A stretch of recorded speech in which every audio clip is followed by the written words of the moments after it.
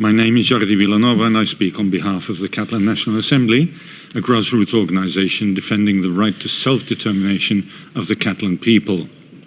As I said in the first session on rule of law, we see how counter-terrorism laws are tightening across the OSCE region with far-reaching human rights implications.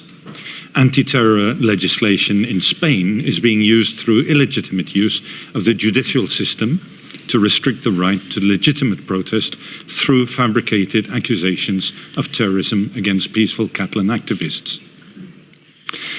But this effort to use anti-terrorism goes beyond the use of the legislative powers to quell protest, as I described yesterday, and goes beyond Spain's borders.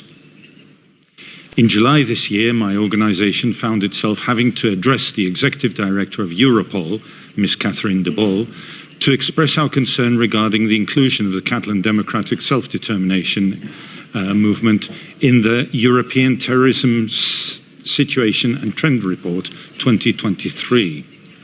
The report goes on to mention left-wing extremists and separatists in the Basque region and Catalonian Spain, particularly in terms of motivations of attacks.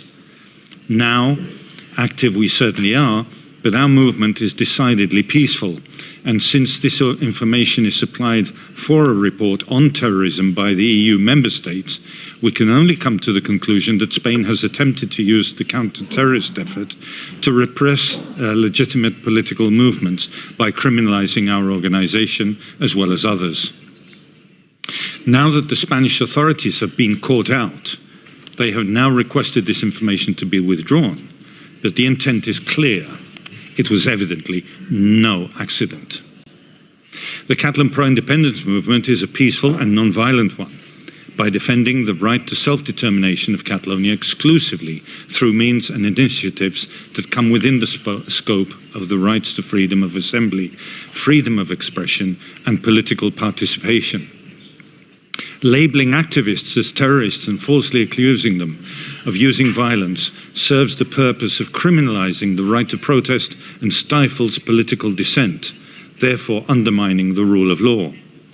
Since 2017, this false accusation of violence has been used as a pretext by Spanish authorities to launch a systematic campaign of repression against the Catalan self-determination movement, including reprisals against more than 4,000 peaceful activists and democratically elected representatives.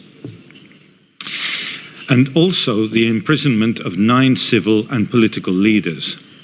These human rights violations have been denounced by several United Nations human rights special rapporteurs, the UN Working Group on Arbitrary Detention, Can I remind you of the time, and the please, Parliamentary Assembly of the Council of Europe, among other international bodies.